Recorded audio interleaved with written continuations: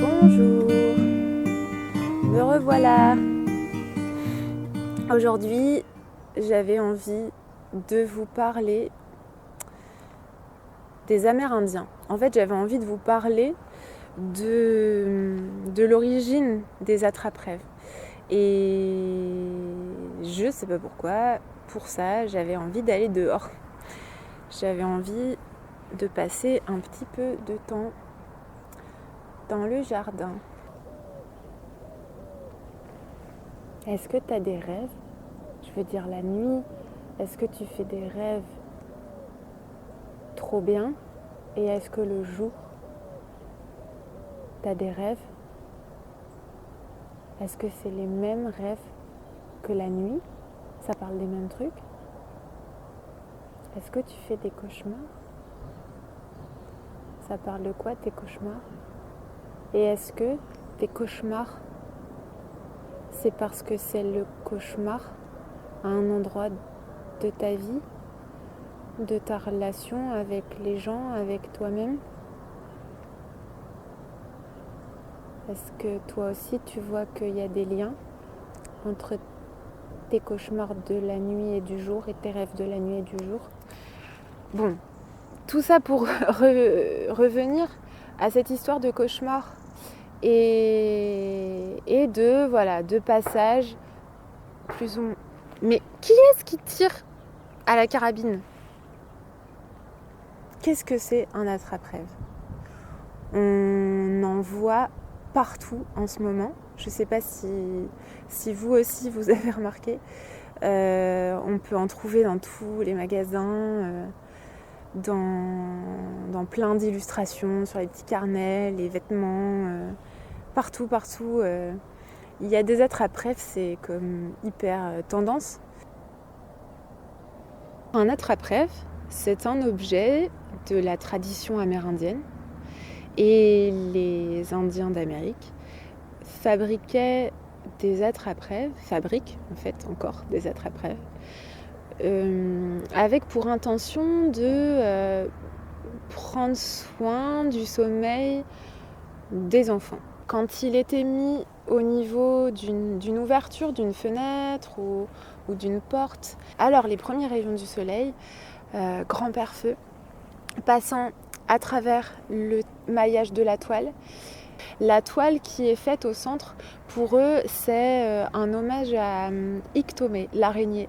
L'araignée, pour eux, c'est la grande créatrice de la vie, des liens. Alors, les premiers rayons du soleil viendraient attraper un cauchemar s'il y en avait eu et viendraient le stocker à l'intérieur de la perle. Et comme ça, capturer, on dit aussi des capteurs de rêve. Le cauchemar ne pourrait pas polluer l'esprit de l'enfant au fil de la journée. Ça ne pourrait pas venir le tracasser ou altérer quelque chose de la beauté de son âme. Et je trouve que cette intention, c'est un petit peu différent de ce que parfois on peut entendre, qui serait que l'attrape-rêve permettrait d'éviter les cauchemars ou d'empêcher les cauchemars.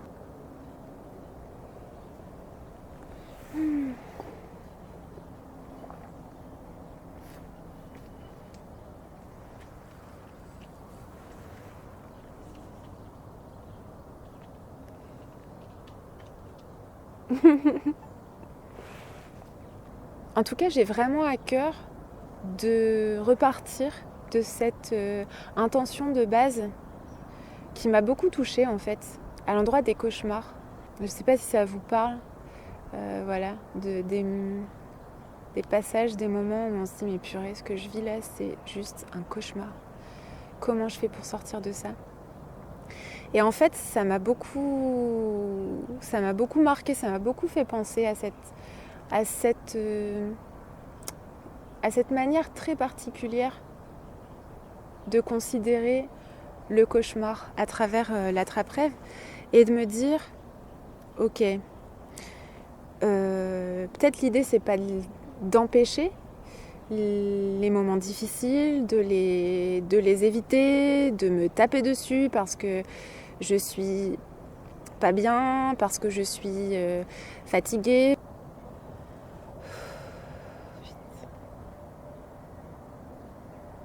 On vit dans un monde finalement où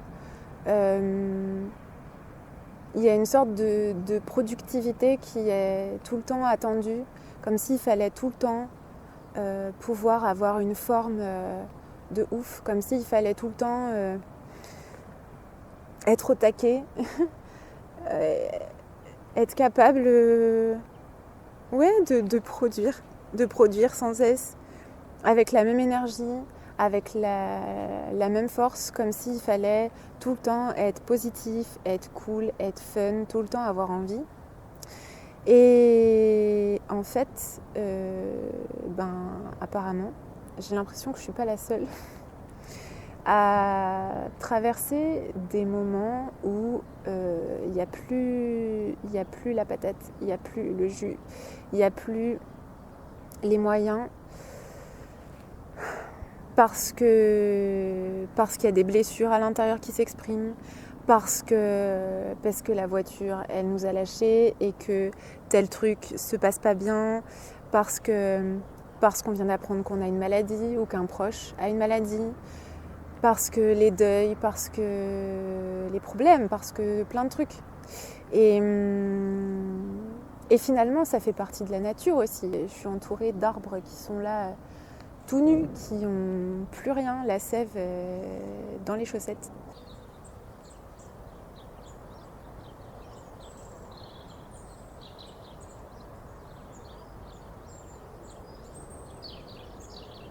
Ça fait partie de ce qu'est la nature. Et c'est pas mal ou c'est pas rien ce qui est en train de se passer. Le repos, le ressourcement, comme s'arrêter, se recharger. Et comme en fait ça fait pas. En fait ça fait partie du processus. C'est pas moins bien ce moment-là. C'est pas moins acceptable ou. C'est comme voilà, là le ciel est genre gris, blanc, nuage, gris. Et est-ce que je vais taper sur le ciel parce que c'est comme ça? En même temps, parfois on le fait, de dire « Ah, mais il fait pas beau, je voudrais qu'il fasse beau, du coup je peux pas faire mes trucs. » Ou voilà, on sent aussi que ça tire un peu notre énergie vers le bas, parfois quand c'est gris, l'hiver, tout ça, qu'on peut pas sortir, qu'il y a moins de lumière, qu'il fait noir le matin, qu'il fait noir le soir. Quand on part et qu'on revient du boulot, mais en vrai, peut-être on ne peut pas faire les mêmes choses, mais finalement c'est à nous qu'appartient le pouvoir de faire que la journée soit belle pour nous. Même si le ciel est gris, ça ne veut pas forcément dire qu'il n'est pas beau. Est-ce qu'on entend bien? Ah là là.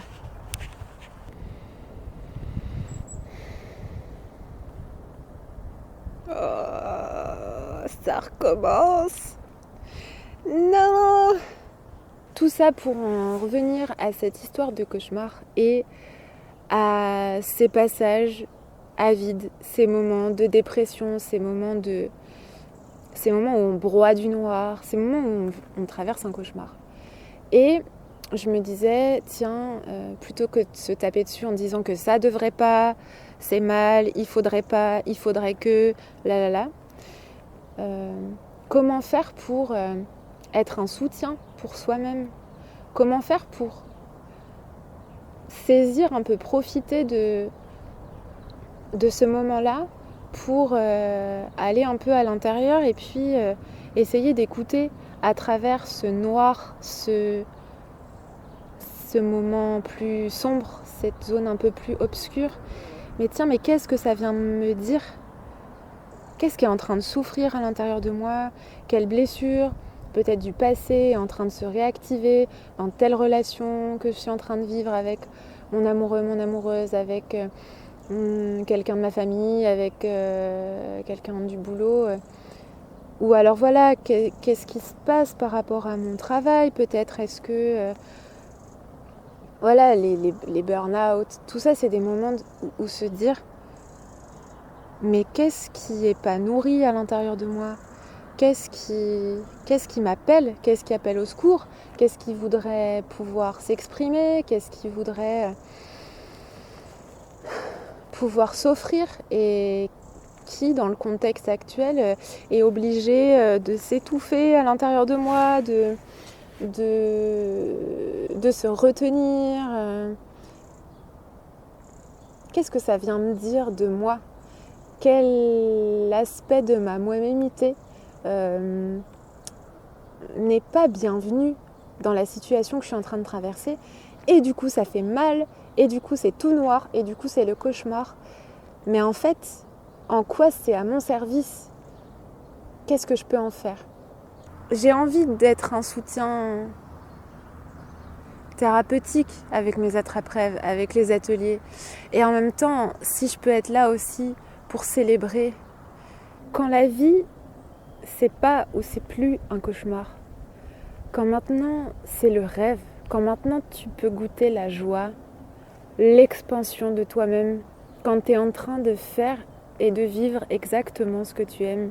J'adore quand les commandes d'attrape-rêve sont aussi une envie de célébrer ce qui est trop bien. Quand c'est pour kiffer, quand c'est pour préparer ou pour célébrer la naissance d'un enfant, pour célébrer une victoire, pour magnifier quelque chose de toi, pour célébrer un pas de ouf sur ton chemin de guérison, pour honorer un moment hyper important de ta vie, ce que tu veux,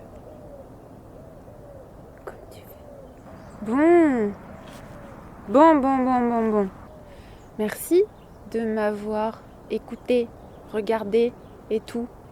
Et si vous avez l'impression que le contenu de cette vidéo pourrait parler à quelqu'un de votre entourage, si vous avez envie de parler de mon travail, n'hésitez pas à partager. Et voilà, à retrouver tout mon univers, l'univers des plumes d'Odette, sur mon site, le Facebook, l'Instagram, comme d'habitude. Bisous!